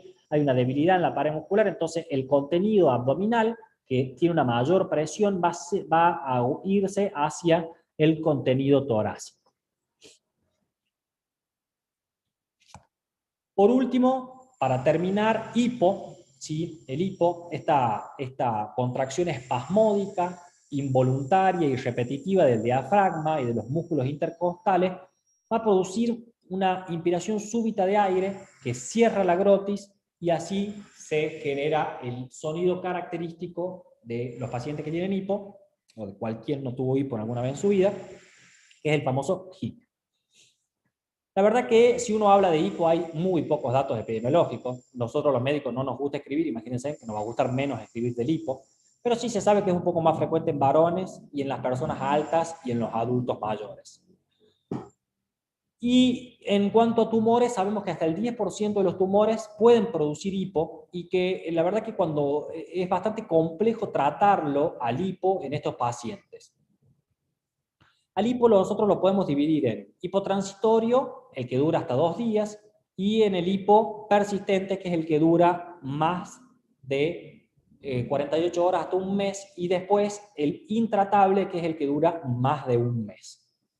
Fisiopatológicamente, la verdad que no se sabe exactamente por qué se produce el hipo, pero sabemos que es un arco reflejo de las vías neuronales, que hay una extremidad aferente que incluye los nervios frénicos y vagos, como así la cadena simpática, y que el mediador central de todo el proceso no está bien definido y que implica la interacción entre la médula oblonga y la formación reticular del tronco cerebral, los núcleos del nervio frénico y el hipotálamo. O sea, repetimos lo mismo, no se sabe exactamente por qué, cómo se produce el hipo, entonces la verdad que las teorías son bastante variadas. Esto incluye extremidades eferentes del nervio frénico con conexiones neurales, partes accesorias de la glotis y los músculos intercostales respiratorios. La patogénesis del hipo que dura más de 48 horas es aún más incierta que la que dura menos de 48 horas y en muchos casos, la mayoría de las veces, se ve por acción de un arco reflejo. Tampoco se conoce si el hipo forma parte de algo fisiológico, ¿sí? Pero también está presente, tampoco, así como no se sabe su fisiopatología, tampoco se sabe si es beneficioso o no para los efectos en la salud. Lo que sí se sabe de que aquel paciente que tiene hipo, la mayoría de las veces es autolimitado, pero tiene ciertos efectos muy importantes sobre la salud, porque por ejemplo una persona que tiene hipo le cuesta comer, dormir, le cuesta tomar líquido, le cuesta hablar, muchas veces el paciente puede tener dolor, no va a poder dormir, por ende va a tener insomnio, va a estar fatigado. La verdad que no es nada lindo tener hipo, así que tiene muchos efectos puntualmente sobre la salud. Y cuando esto se provoca, por supuesto que va a tener graves efectos adversos, incluyendo, para que ustedes se den cuenta de la importancia cuando dura más de un mes, que puede tener desnutrición, pérdida de peso e inclusive el paciente puede estar deshidratado. Básicamente, en el hipo transitorio hay estimulación de ciertas zonas esofágicas inervadas por el nervio frénico, como hemos hablado recién, y las causas del hipo persistente, que dura más de 48 horas, la verdad que son muchas, pueden ser a nivel del trastorno del sistema nervioso central, por la propia irritación nerviosa del nervio vago y frénico, trastornos gastrointestinales, torácicos o cardiovasculares. Tóxico-metabólicos, también puede ser postoperatorio, también puede ser por drogas o también puede ser un hipo psicógeno. Siempre cuando un paciente tiene hipo, uno debería descartar cáncer. Recuerden lo que les dije al principio, hasta un 10% de los pacientes pueden tener un tumor en el caso de tener hipo. Por supuesto que deberemos ver y evaluar muy bien a los pacientes en cuanto a su historia clínica, medicamentos, cirugías que tienen o si estuvo bajo anestesia, que son causas comunes de hipo. Ojo, en el examen físico uno tiene que examinar muy bien todo lo que es el canal auditivo y cabeza y cuello, y por supuesto que uno, cuando no encuentra nada, empezará con todos los métodos complementarios, a ver electrolitos, Profe, sí. ¿por qué tendríamos que tener cuidado con el canal auditivo, la cabeza y el cuello? Disculpe. Porque la mayoría de todo esto puede tener alguna tumoración en esa zona y puede ser es una de las causas más frecuentes de hipo. Profe, y en un hipo que está durando mucho ya en un paciente, ¿cómo lo ayudaríamos nosotros? Ahí vamos, ya llegamos a esa parte. Dentro de los métodos complementarios, vamos a pedir, como les dije recién, laboratorio, función hepática, amilasa y lipasa, y por supuesto que también podemos pedir métodos de imagen, como por ejemplo radiografía, tomografía e inclusive prueba de función pulmonar y resonancia, que es lo que nos va a ver o ayudar a ver con mayor calidez, con mayor nitidez, perdón, todo lo que es las partes blandas. ¿Qué hacemos? ¿Qué estrategias tenemos en los pacientes con hipo? Y la verdad que lo más utilizado es lo que ustedes ya saben, reteniendo la respiración, la maniobra de Valsalva, respirar en la misma bolsa, gárgaras de agua helada, tomar azúcar granulada, beber del lado opuesto del vaso, estimulación de catéter, tracción forzada de la lengua, morder un limón, que lo asusten al paciente, olores nocivos, presionando, haciendo la presión sobre los globos oculares o directamente aumentando la presión sobre el tórax, tirando las rodillas hacia el pecho. Todas estas son maniobras que nos dicen o que podemos utilizar en el caso del hipo, para ver si revierte el hipo. Pero muchas veces, como la pregunta hubo ahí, el hipo no revierte, entonces tenemos que hacer un tratamiento farmacológico del hipo, y en la mayoría de los casos uno va a hacer un tratamiento dirigido a lo que son las vías dopaminérgicas y GABAérgicas. Hay que ser claro de que no hay ningún ensayo randomizado con suficiente número de pacientes como para determinar el tratamiento exacto del hipo, y que muchas veces uno utiliza terapia empírica en este tipo de pacientes. Por supuesto que dar inhibidor de la bomba de protones es una buena terapia, ya les voy un poquito más adelante les cuento bien cómo es el tratamiento, y también puede ser razonable utilizar bacofleno, gabapentina o metoclopramida o clorpromacina como tratamiento de la primera línea. Pero la verdad que la lista de medicamentos que se pueden utilizar para el hipo es variada, y también la toxicidad de estos medicamentos es variada, por eso es que es tan difícil el tratamiento. Si el hipo persiste, a pesar de que nosotros damos un tratamiento farmacológico, uno debería aumentar las dosis primero, también puede agregar acupuntura o hipnoterapia, y también puede hacer alguna intervención relacionada con lo que sería el diafragma. Este es un cuadrito que les digo acá, que la verdad que está un poco, no está tan actualizado en cuanto a las medidas, primero caseras para el tratamiento escalonado del hipo, después todo lo que son medidas físicas, fármacos, y por último, cuando no funciona ninguna de las terapias, ¿sí? Y se puede, uno hace tratamiento farmacológico. Siempre, siempre, siempre deriven a los especialistas, sobre todo cuando en la resonancia vean tumores, infartos de miocardio, accidentes cerebrovasculares, o cuando no sepamos qué hacer y necesitemos un diagnóstico certero para el paciente, porque la verdad que interrumpe mucho en su calidad de vida del paciente y, como les dije, tiene muchos efectos nocivos sobre la misma. Bueno, estamos. ¿Dudas o preguntas? Profe, Sí. aunque sea raro, neoplasias del diafragma hay que saber. No. El diafragma no tiene neoplasia, o sea, salvo que tenga un rhabdomiosarcoma que afecte el diafragma, pero el neoplasia propia del diafragma, o sea, del músculo, no hay. ¿Alguna otra pregunta? Bueno. Yo tengo una consulta, doctor, con Sí. respecto a la estructura de la materia. Ahora generó una duda en el grupo si salud pública es parte de medicina interna o es aparte. No, es aparte. Está, porque no nos aparece la inscripción, entonces habían dicho que era parte de medicina interna. Charlenlo con la facultad eso puntualmente. ¿Sí? Si bien está en el mismo Gracias. módulo todo, pero charlenlo con la facu eso. Hay una pregunta acá de Luis que dice que si el timo no involuciona cuando uno es adulto, y sí, claramente involuciona el timo cuando uno es adulto. Por eso uno puede ver en una radiografía de un niño un ensanchamiento del timo, del mediastino, y se debe puntualmente al timo, y que en los niños es totalmente normal, y que a medida que uno va creciendo va involucionando, y es lo que se deja de ver y se empieza a ver el mediastino no ensanchado. No me sale la otra palabra, así que no voy a decir cualquier barbaridad. Gracias, doctor. Bien. Bueno, ¿alguna otra pregunta? No es ¿Profe? un test. Sí. La primera es en mayo. La primera es en mayo. Está todo el programa, la fecha está todo ahí, se cumple esa fecha que está. ¿Son orales? Son orales. Bien, gracias.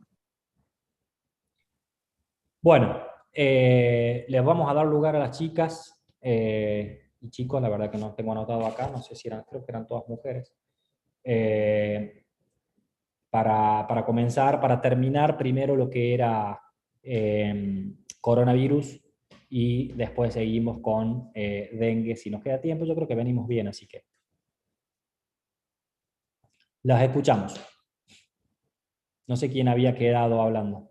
Así le doy la función de compartir pantalla. Yo, Abril. Abril. Prende la cámara nomás, Abril, para hablar. Hacer coanfitrión. Listo, ya puedes compartir.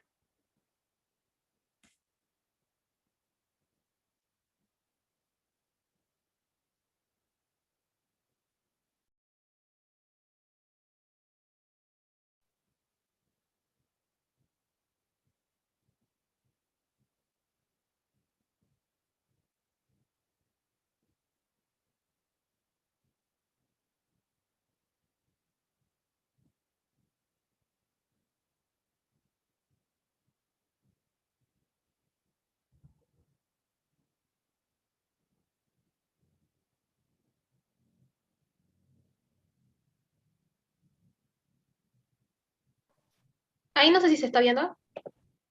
Sí, se ve, se ve. Bueno, yo voy a hablar de las manifestaciones clínicas.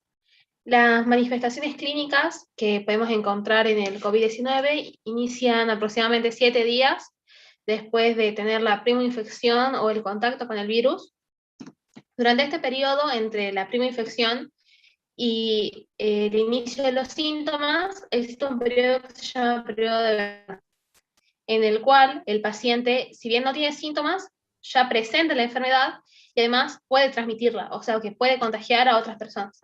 Esto es importante en el momento de hacer el interrogatorio del paciente, debido a que capaz el paciente, por ejemplo, vive en una casa con otras 6 personas, que tal vez tampoco tienen síntomas, pero el médico tiene que evaluar si es necesario que se hagan pruebas diagnósticas o que inicien un tratamiento profiláctico. También dependiendo si las personas que lo acompañan a este paciente tienen o no tienen factores de riesgo.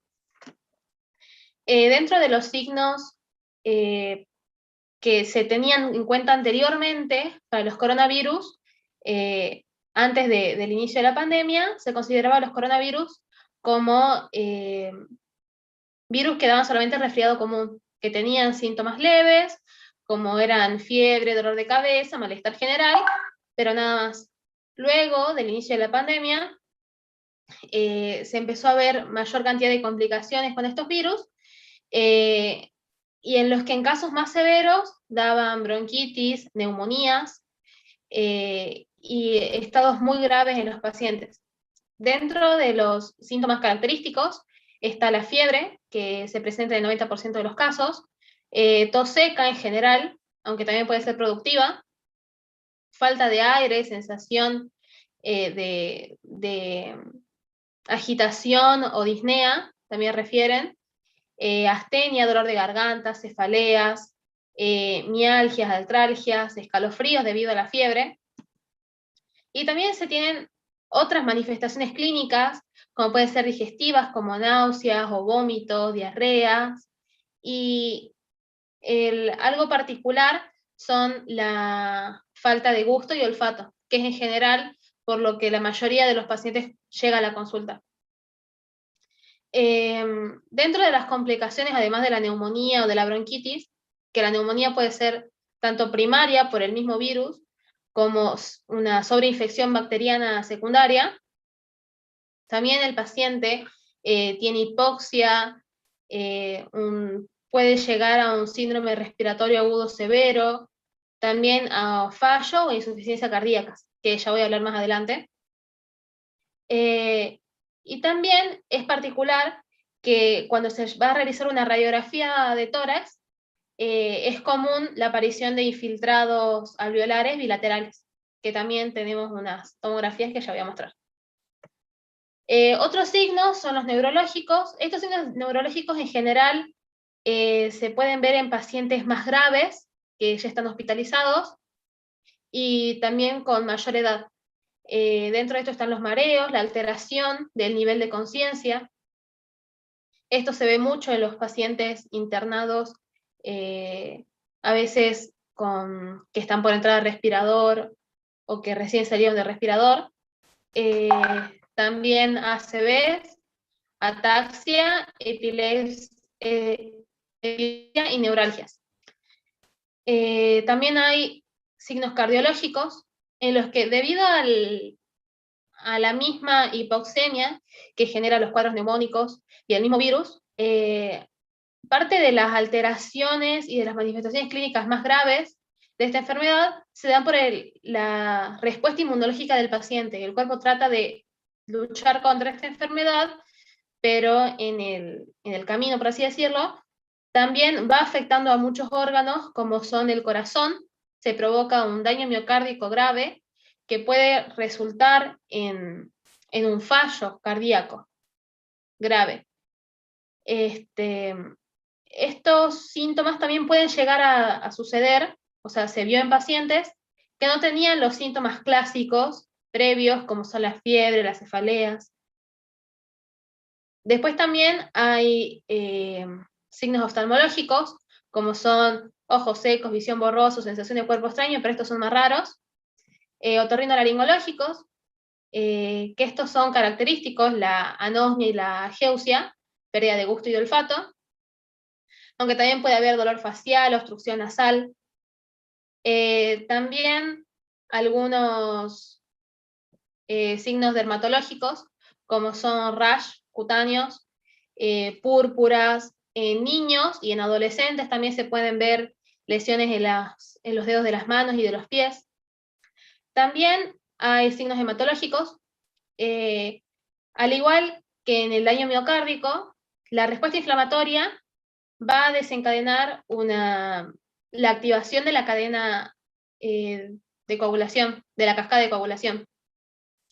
Esta cascada de coagulación va a provocar, puede llegar a provocar en algunos pacientes coagulación intravascular diseminada, que provoca tromboembolismo pulmonar y la consecuente muerte del paciente. Además, también puede haber infartos cerebrales trombóticos, isquemia cardíaca, trombosis venosa profunda, hemorragias. Los pacientes que tuvieron ya un ACV previo al coronavirus tienen mayor probabilidades, o sea, mayor riesgo a presentar un ACV asociado a COVID. Y estos, los ACV asociados a COVID, en general tienen mayor índice de discapacidad y mayor mortalidad en los pacientes que en otras patologías. Ahora voy a hablar del diagnóstico. El diagnóstico de coronavirus en la práctica es principalmente clínico, es decir, que al momento del paciente hacer la consulta y tener síntomas, signos de sintomatología correspondiente a COVID, inmediatamente se le indica un tratamiento empírico para COVID. Hoy cualquier patología respiratoria es COVID hasta que se muestre lo contrario. Por eso es tan importante hacer una anamnesis que sea profunda y dirigida al diagnóstico. Entre eso, el interrogatorio que le hacemos al paciente es la edad, debido a que la mayoría de los pacientes añosos tienen mayor probabilidad de tener sintomatología más graves y complicaciones. Si el paciente tiene o no tiene factores de riesgo, por ejemplo, diabetes, hipertensión arterial, obesidad, EPOC, si ya tiene enfermedades de base.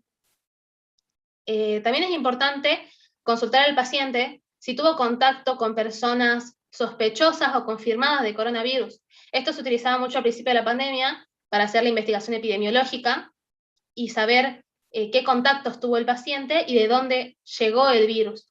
Hoy en día no se utiliza tanto, pero sí para hacer justamente una profilaxis, para tratar de cuidar al resto de las personas que tuvieron contacto con este paciente.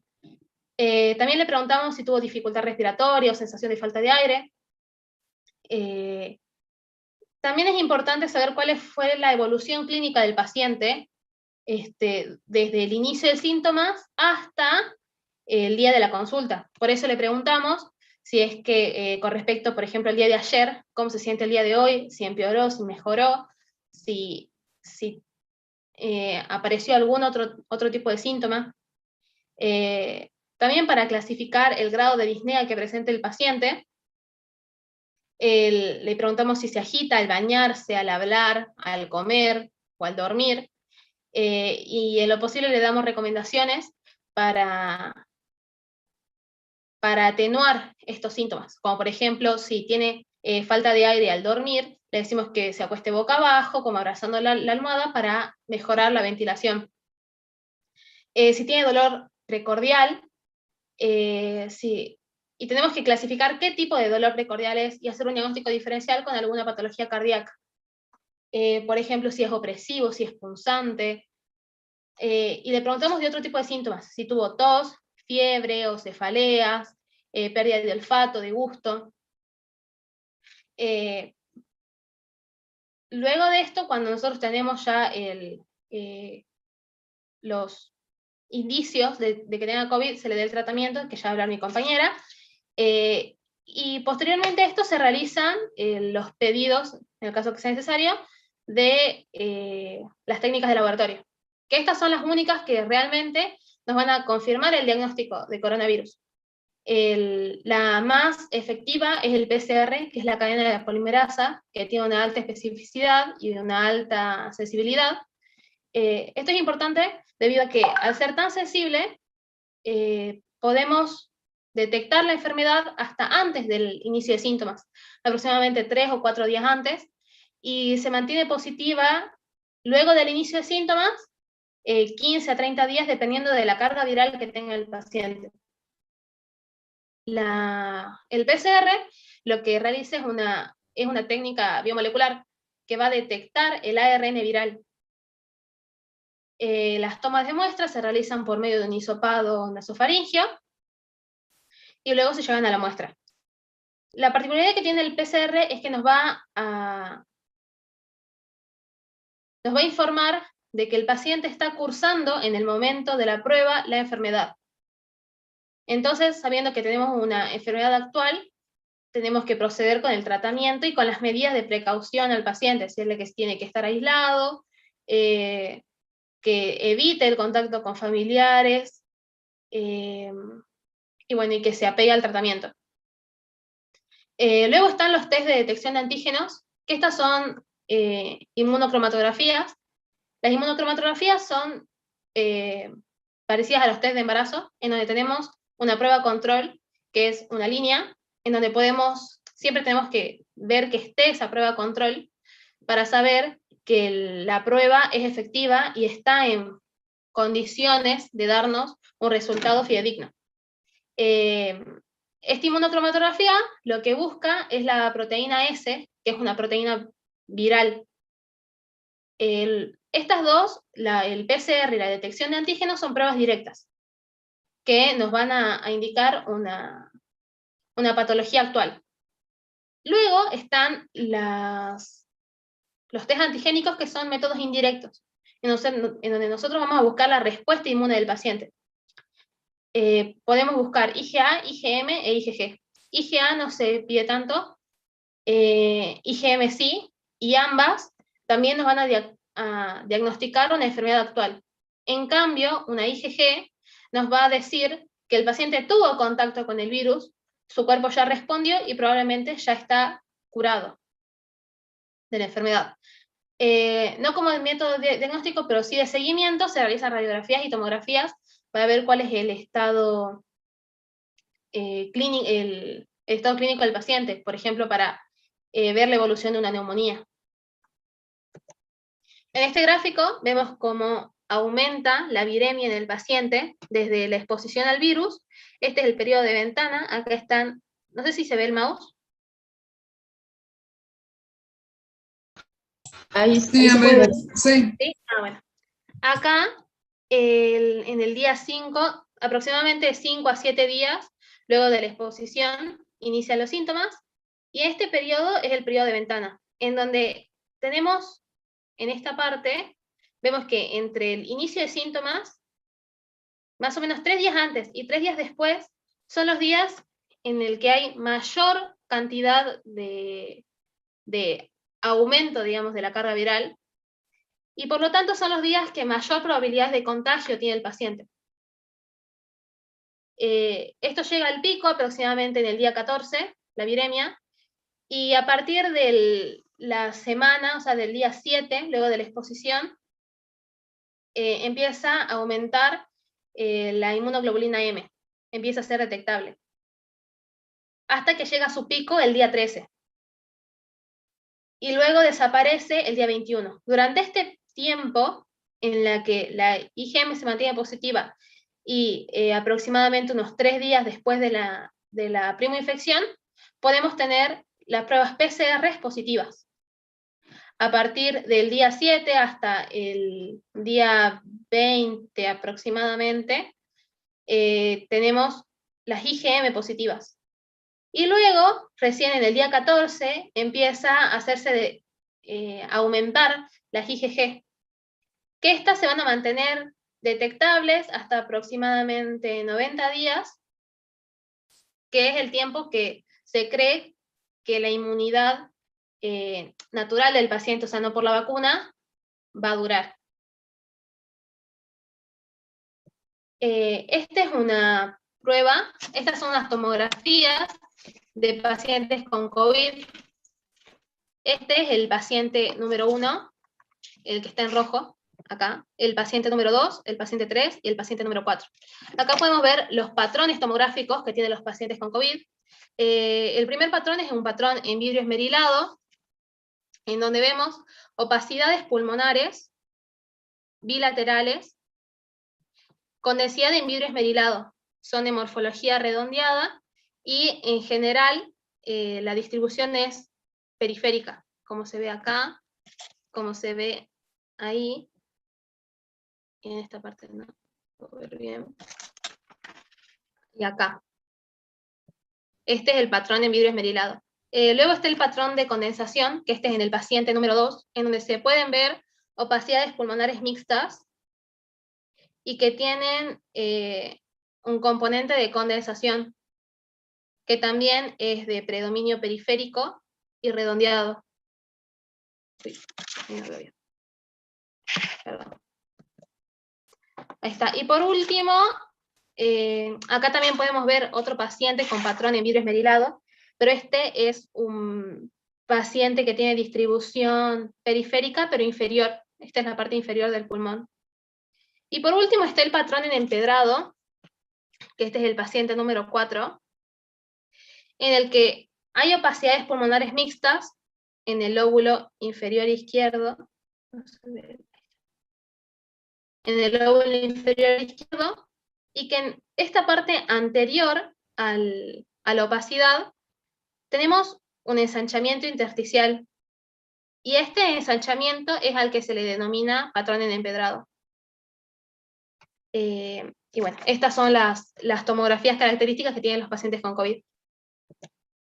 Ahí sigue Carolina. Hola chicos, hola profesor. Bueno, yo voy a hablar un poco del tratamiento de la parte del COVID.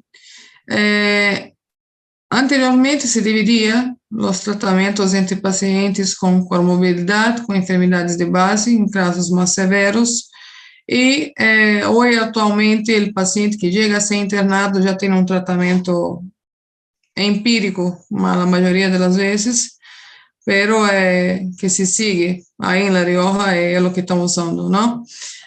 Acá, por ejemplo, nesse quadrito, podemos ver os pacientes com síntomas levianos, ou seja, leves, e de acordo a la sintomatologia que apresenta o paciente, se vai utilizando, não? Se pede principalmente que não se utilize corticoide nos 5 primeiros dias, em pacientes que não têm enfermidades de base, e a partir de aí se usaria o anti-inflamatório, que são os ibuprofenos, a 400 miligramas, não um comprimido a cada 8 horas, junto com o antigripal, que pode ser um paracetamol, normalmente é o que se usa, é o mais comum, la bromexina com pseudoefedrina, que é um antialérgico com expectorante, e um antibiótico. Bueno, o tema do antibiótico que se está usando hoje, principalmente em Verabaros ou em outras entidades que estão com paciente COVID, seria a azitromicina ou a claritromicina junto com a amoxicilina clavulánica. A azitromicina que eu tenho de contato é usada sola ou a claritromicina com amsubactam, são os antibióticos que estão sendo usados de forma generalizada em todas as enfermidades de pacientes que estão internados. Os que apresentam sintomas graves, ultimamente não estão usando esse tipo de antibiótico. Por que do antibiótico? Se usa antibiótico hoje, e já não vêm estudando o tema do antibiótico, não por o tema do vírus, senão para prevenir uma sobreinfecção já a parte del vírus, não? Por si sola. Passa a abrir, por favor. Abrir. Passa. Aí está. Bueno, os pacientes com enfermidade pré-existente são um pouco mais complicados de tratá-los. Os hipertensos, diabéticos, adultos com sobrepeso, alérgicos, asmáticos, paciente EPOC, são pacientes que normalmente, quando chega a severidade, têm que ser intubados, incluso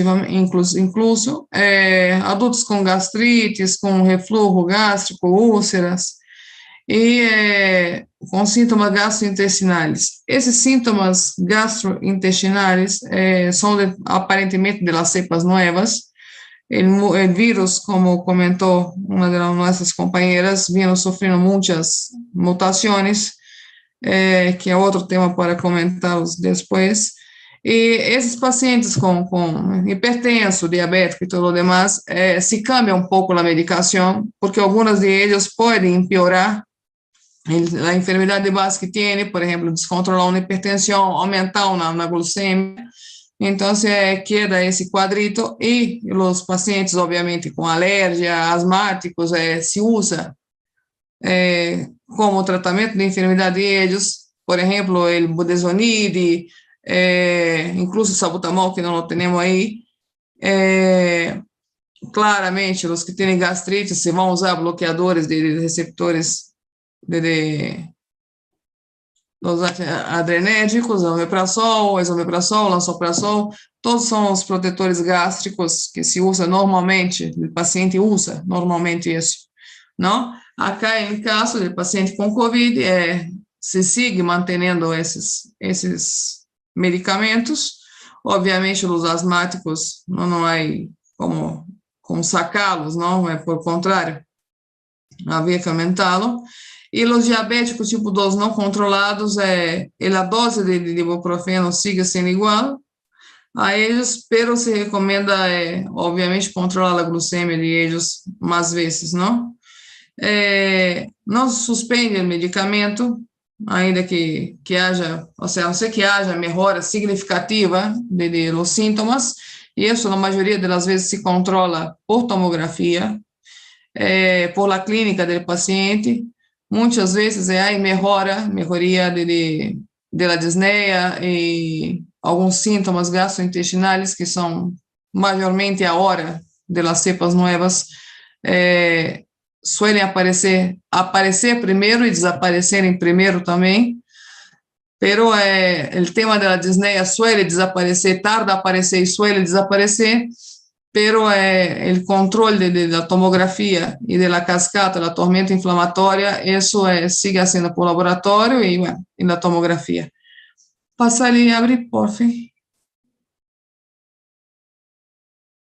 Bueno, esses são os tipos de vacunas que foram criadas no início do ano, quando se começou a estudar bem o tipo de material genético viral.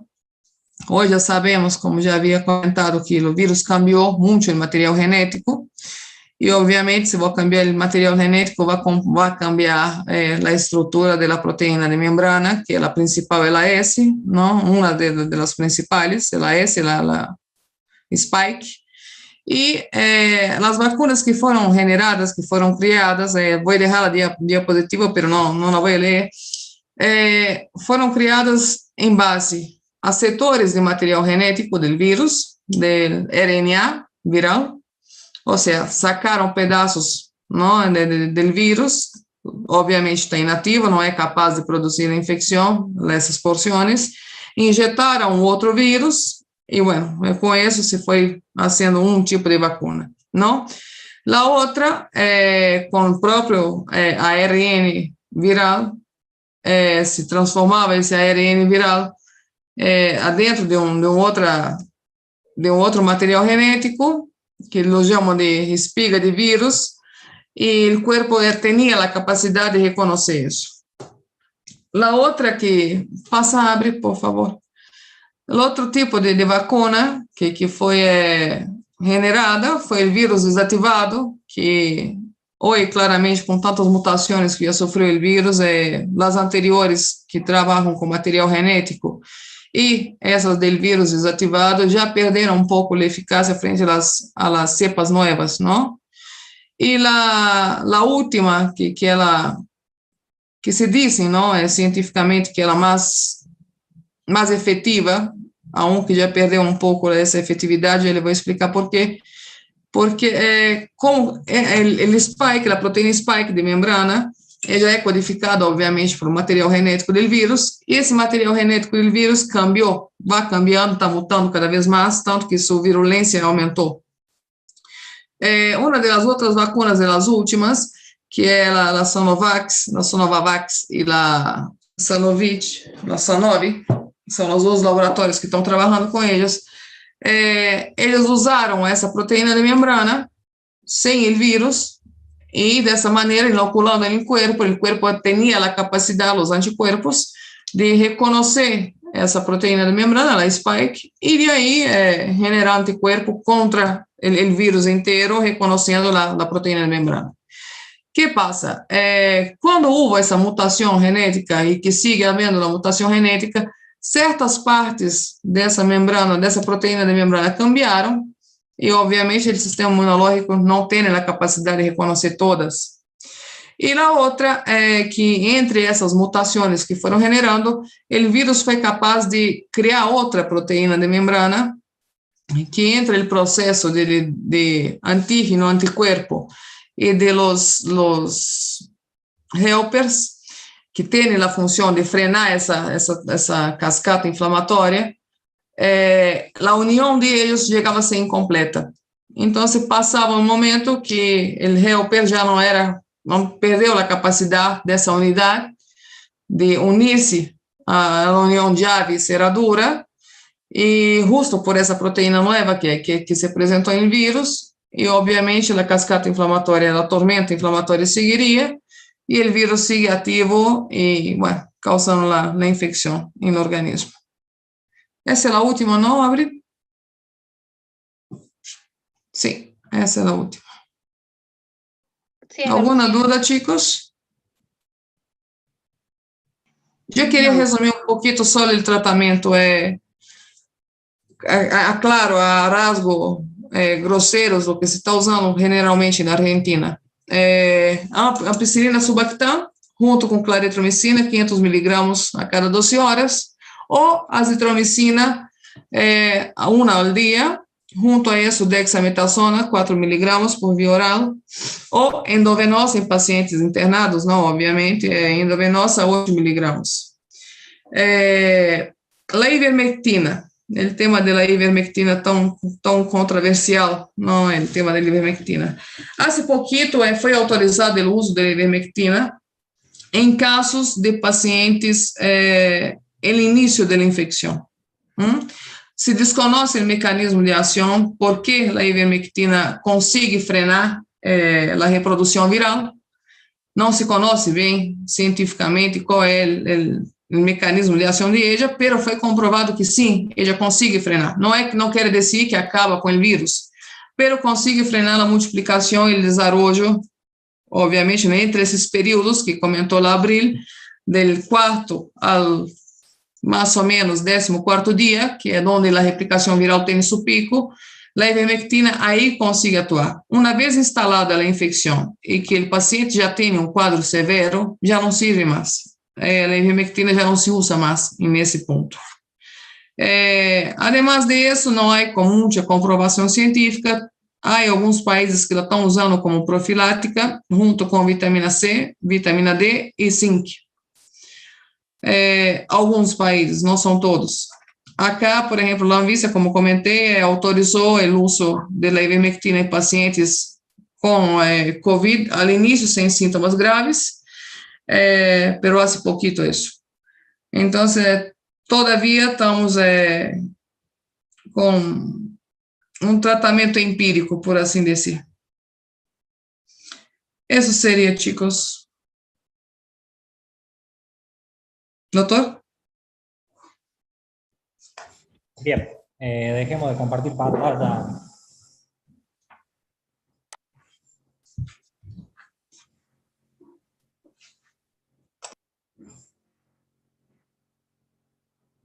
¿Pueden dejar de compartir pantalla?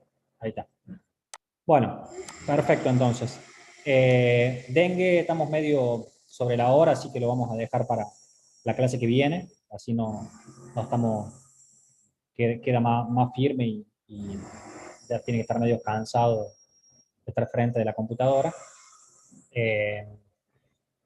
Bueno, la verdad que estuvo claro. Yo repito lo único, que el tema de la fisiopatología con respecto a lo que se dio antes, me hubiera gustado que sea un poco más simple. Le pido eso para dengue, como un poco más ilustrativo, explicativo.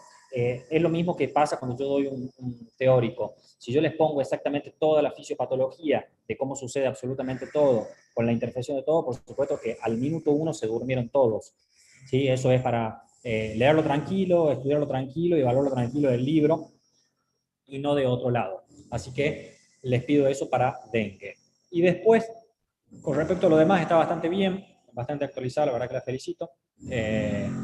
No hay mucho, todos los días sale algo nuevo, es la realidad. No hay un tratamiento definido estándar. La semana pasada, si no me equivoco, salió en la, no me acuerdo si en la New England o en Lancet, el trabajo del plasma, ¿sí? Así que eso, evaluaron el tema del plasma en este tipo de pacientes y bueno,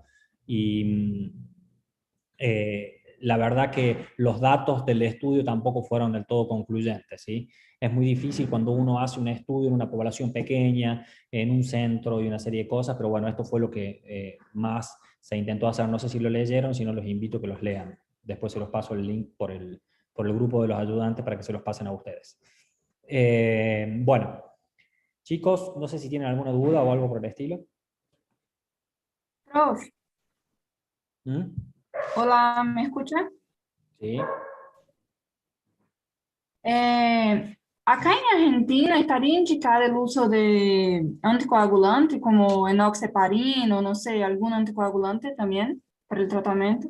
El tratamiento puntualmente, no sé si querés contestar vos, Ana, contestar, yo no tengo drama en contestar. Bueno, profe, voy a contestar en base a lo que investigué yo. Sí, se está utilizando normalmente la aspirina em dose de 100 miligramos a cada 12 horas, que é um anticoagulante também. A warfarina também. Nada mais que a warfarina e heparina são medicamentos mais caros, são mais complicados de conseguir, de manejá-los. Então, assim, em pacientes, por exemplo, que estão sendo tratados em casa, normalmente se usam aspirina de 100 miligramos a cada 12 horas. A warfarina é cara, a heparina também, e normalmente são medicamentos que se administram endovenosa. Então, pode ser que sim, há hospitais, há instituições que estão em tratamento de COVID, que sim, não estão usando. O mais comum é a aspirina. Em alguns casos que eu comentei, que eu cheguei a ver, a warfarina não, mas a heparina sódica. No sé si el doctor está de acuerdo, pero fue más o menos lo que encontré yo. Está bien, está bien. Como les digo, no hay un tratamiento instaurado y muchos lugares tienen tratamientos distintos y pauta de tratamiento distintos. Hay lugares donde les ponen todo, hay lugares donde no les ponen todo y escalonan los tratamientos. La verdad que esto no hay algo determinado como para decir el tratamiento es este y se terminó. Lo que sí sabemos es que si el paciente tiene factores de riesgo, la anticoagulación está indicada, sin lugar a dudas, y después, por este estado protrombótico que se produce, que lo explicaron en la fisiopatología, la clase pasada, puntualmente no estaría mal indicado. También se utiliza la aspirina y en general también se le receta en general los antigripales, pero siempre se busca que sea algo económico y que sea de fácil acceso para los pacientes, porque la gran mayoría de los pacientes que consultan no tienen obra social o no les cubren, o hay que hacer todo un trámite burocrático para que les cubran algo, y las personas están aisladas, entonces no tienen la posibilidad de hacer eso. Entonces siempre se busca que los tratamientos sean lo más simples posibles y que más pacientes se puedan adecuar al tratamiento, que tengan las posibilidades de tener los medicamentos. Bien. Bueno, chicos, no sé si tienen alguna otra duda. ¿Alguien quiere preguntar algo? No, profe, gracias. Fue muy buena la clase que dieron las chicas. Bueno, chicos, nos vemos el jueves que viene. Que estén bien. Gracias, profe. Chau, chau. Nos vemos, profe. Gracias, Gracias, profe. profe.